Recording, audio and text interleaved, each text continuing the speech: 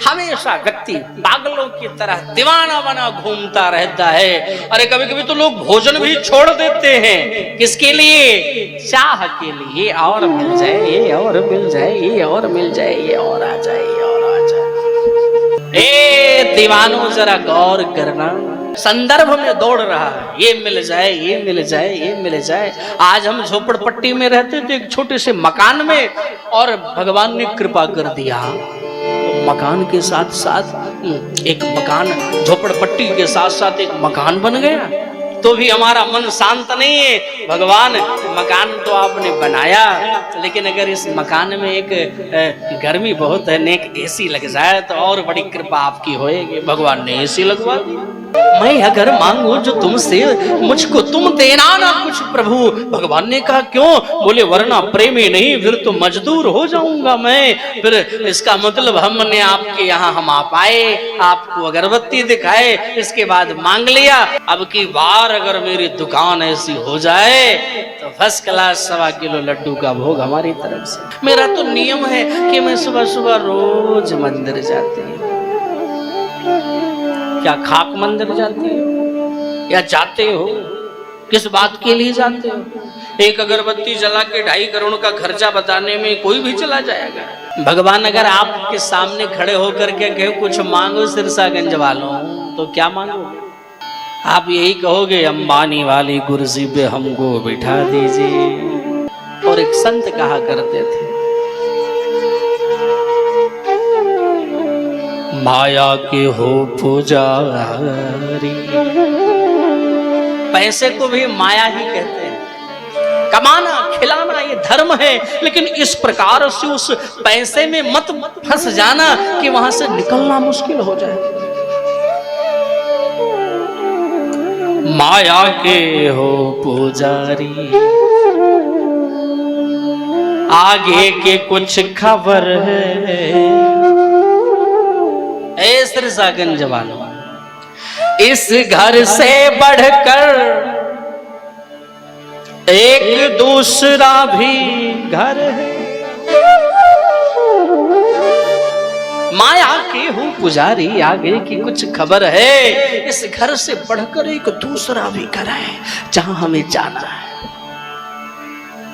हमेशा यही नहीं रहना फरसैया जी।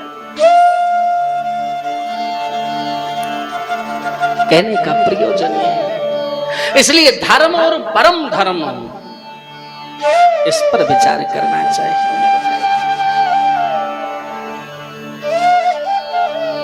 भगवान से कभी मोल तोल नहीं करना चाहिए। बहुत लोगों की आदत, मानसिकता ऐसी है, वो अगर मंदिर भी जाए ना तो अब की बार अगर मेरी दुकान ऐसी हो जाए तो फर्स्ट क्लास 1.25 किलो लड्डू का भोग हमारी तरफ से। मेरा बेटा इतना बड़ा अधिकारी हो जाए तो एक भागवत कथा हमारी तरफ से पक्की का नहीं है। ए माँ मेरे भाई, यानी भगवान आकर पहले आपके बेटी की नौकरी लगवाएं, तब आप जो है एक भागवत कथा सुनोगे 4-6 लाख 10 लाख रुपए लगा करके, तो भगवान खुद नहीं अपनी कथा सुन लेंगे? काहे को आपके लिए मेहनत करें? तो भगवान को तोलना, खरीदना, ये करना, वो करना, ये सर्वथा निंदनीय है। हमारे जीवन में क्या नहीं है, क्या है, ये भगवान से बेटर कोई जान नहीं सकता। इसलिए जब मंदिर जाओ तो हमेशा हाथ फैलाकर मांगना ही नहीं चाहिए, भगवान ये दो, ये दो। 2 रुपए की अगरबत्ती में तकरीबन 2 करोड़ रुपए की याचना कर डालो। फिर ये प्रेम हुआ? फिर लोग कहेंगे मैं तो महाराज रोज मंदिर जाती हूँ। महाराज जी मेरा तो मंदिर नहीं गई तो मन ही नहीं लगता घर में। मेरा तो नियम है कि मैं सुबह सुबह रोज मंदिर जाती हूँ। क्या खाक मंदिर जाती हो या जाते हो? किस बात के लिए जाते हो? एक अगरबत्ती जला के 2.5 करोड़ का खर्चा बताने में कोई भी चला जाएगा। फिर कहोगे मैं तो बड़ा प्रेम करता हूं भगवान से। इसे प्रेम नहीं, इसे प्यार नहीं, फरसैया जी इसे व्यापार कहते हैं। व्यापार बोलते हैं। मैं अगर मांगू तुमसे मुझको तुम देना न कुछ,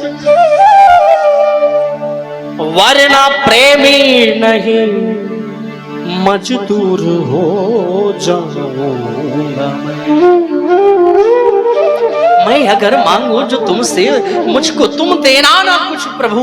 भगवान ने कहा क्यों? बोले वरना प्रेमी नहीं, फिर तो मजदूर हो जाऊंगा मैं।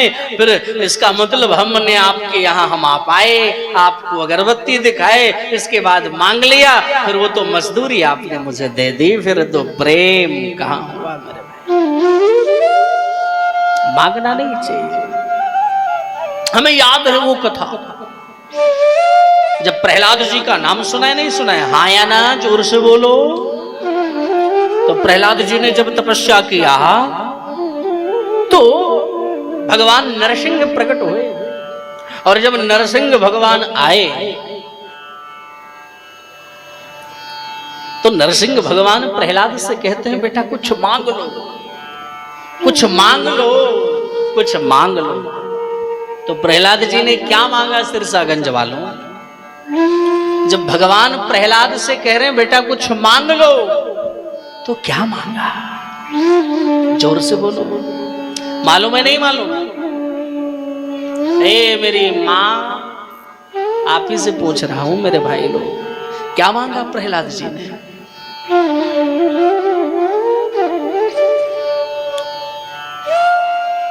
भगवान अगर आपके सामने खड़े होकर के कहे कुछ मांगो सिरसागंज वालों, तो क्या मांगो? आप यही कहोगे अंबानी वाली कुर्सी पे हमको बिठा दीजिए। प्रहलाद जी ने ऐसा कुछ नहीं मांगा। बार बार भगवान कह रहे कुछ मांग लो बेटा, कुछ मांग लो।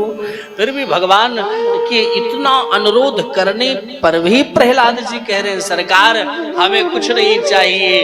बोले ऐसा नहीं, कुछ तो आपको लेना पड़ेगा, हमारी प्रसन्नता के लिए मांग लो बेटा।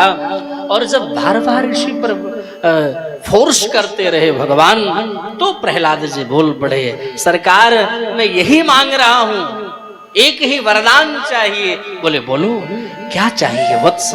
सोई बोल पड़े प्रहलाद जी कि हे प्रभु एक ही वरदान दो कि कभी भी जीवन में कुछ मांगने की इच्छा ही ना प्रकट हो, यही वरदान मुझे दे दो। क्या उत्तम कोटि का प्रेम है। कभी कुछ नहीं चाहिए, न अर्थ चाहिए, न धर्म काम चाहिए, केवल अगर कुछ चाहिए तो एक ही चीज, क्या? अर्थ यानी ना पैसा, कुछ भी नहीं चाहिए, ना अर्थ चाहिए, ना काम चाहिए, ना मोक्ष चाहिए, ना स्वर्ग चाहिए, ना वैकुंठ चाहिए, ना मकान बिल्डिंग दुकान चाहिए। बोले फिर क्या चाहिए? बोले कौशल्या कुमार हमें राम चाहिए, केवल राम के चरण को पकड़ा दो, इसके अतिरिक्त मुझे और किसी की आवश्यकता। एक बार राधे राधे बोलना पड़ेगा जोर से, राधे राधे। ये उत्तम कोटि का प्रेम है। धर्म और परम धर्म का बड़ा अद्भुत निरूपण करते हैं। क्योंकि किसी भी व्यक्ति के पैसे से या संपत्ति से किसी का पेट भरा नहीं, हर व्यक्ति उसी के संदर्भ में दौड़ रहा है, ये मिल जाए, ये मिल जाए, ये मिल जाए। आज हम झोपड़पट्टी में रहते थे एक छोटे से मकान में, और भगवान ने कृपा कर दिया तो मकान के साथ साथ एक मकान, झोपड़पट्टी के साथ साथ एक मकान बन गया। तो भी हमारा मन शांत नहीं है। भगवान मकान तो आपने बनाया, लेकिन अगर इस मकान में एक गर्मी बहुत है, एक एसी लग जाए तो और बड़ी कृपा आपकी होएगी। भगवान ने एसी लगवा दी। सरकार एसी तो लग गई, लेकिन सब्जी वब्जी लाने में बारिश के महीने में थोड़ी प्रॉब्लम है। नेक एक गाड़ियों हो जाए तो बड़ी कृपा आपकी होएगी। भगवान ने कृपा कर दी, एक गाड़ी आ गई। फिर भी व्यक्ति प्रसन्न नहीं हो रहा है। 2-4 दिन तो खुश रहेगा, गाड़ी है खरीदे हैं, लेकिन 2 दिन बाद फिर परेशान, गाड़ी तो हो गई लेकिन। तो यानी व्यक्ति की चाह, इसे क्या बोलेंगे? चाह बोलेंगे। ये कभी समाप्त नहीं होती है सिरसागंज वालों। एक संत कहते थे कि आज हमारे पास 1 रुपया जब रहता है तो व्यक्ति 10 रुपए की कामना करता है, और जब 10 रुपया आ जाए ना तो 100 की कामना करता है, और जब 100 आ जाए तो 1000 की, और 1000 आ जाए तो व्यक्ति 10,000 की कामना करता है। ये वही बात है ना। एक संत कहा करते थे, ध्यान से सुनना हमारी बातों को, चाह पैसों से आनों में आती रही, चाह आनों में रुपया बनाती रही, चाह रुपयों से नोट भुनाती रही, चाह नोटों से कोठी चुनाती रही, चाह कोठी में मोटर मंगाती रही, चाह मोटर से होटल में जाती रही, चाह होटल में बोतल खुलाती रही, चाह क्या क्या न करती कराती रही, चाह पाली जिन्होंने वो पीले हुए, चाह छोड़ी जिन्होंने रसीले हुए,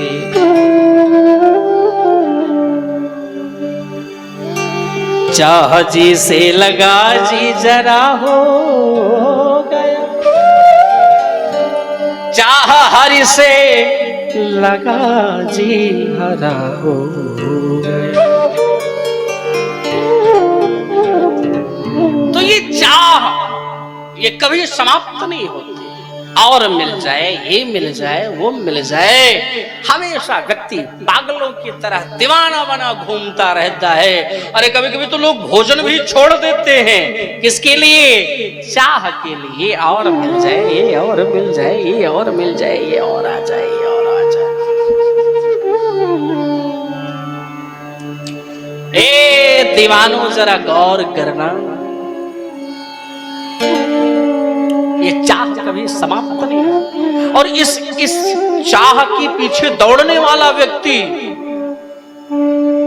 खुद समाप्त हो जाता है, पर चाह समाप्त नहीं होती है। हमें याद है कि एक बार की घटना है, ध्यान देना। एक संत जा रहे थे,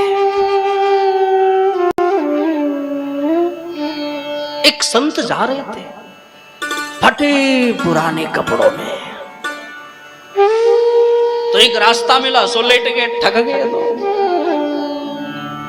अब फटे पुराने कपड़ों में फिर रास्ता मिला, सो लेट गए। और लेटने के बाद क्या हुआ?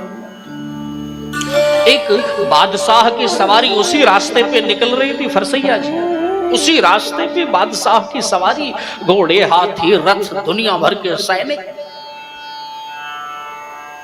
तो जब सैनिकों ने देखा कि रास्ते में कोई लेटा हुआ है, तो बादशाह ने कहा जाकर उसे हटाओ रास्ते से।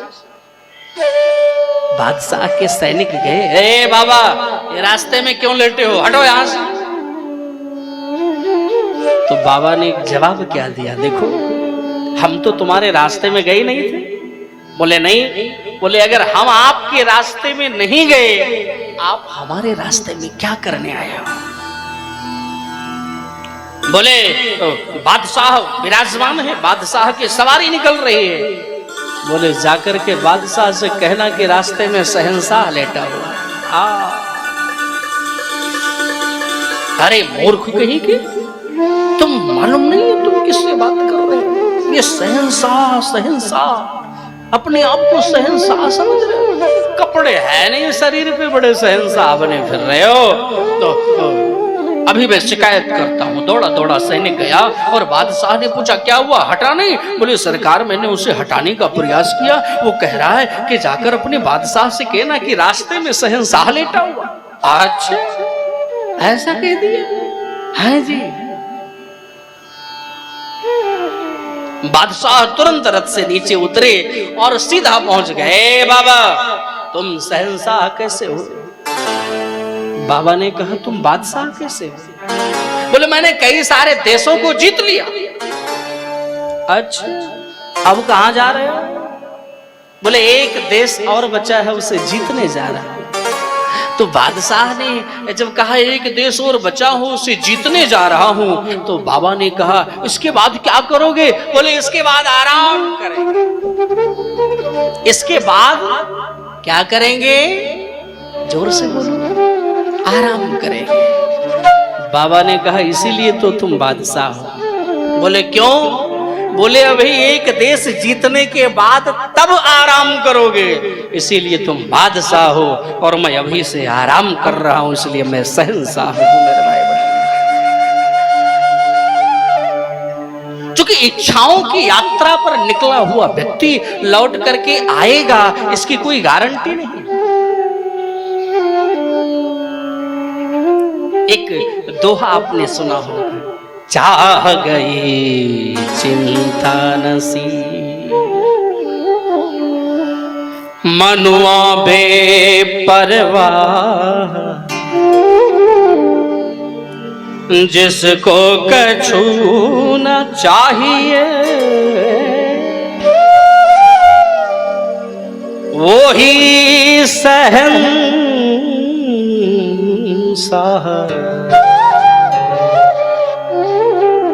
जिसको कछु न चाहिए बस वही तो शहंशाह है मेरे भाई बहन। और जो हमेशा आज दुकान पर, कल वहां, दुकान से यहाँ, या इधर से इधर, उधर से इधर, आगरा आज वहां, यहाँ ये वो वहां जाना, वहां जाना, फिर वो कैसा व्यक्ति? वो तो उसी संदर्भ में लगा हुआ है। इसीलिए मैं कह रहा हूं कि गैर मुमकिन है इस दुनिया से बच पाना। इस दुनिया से बच पाना ये गैर मुमकिन है मेरे भाई बहन। लोग कहते हैं कि गैर मुमकिन है कि दुनिया अपनी मस्ती छोड़ दे, इसीलिए दिल तू ही बेकार मस्ती छोड़ दे।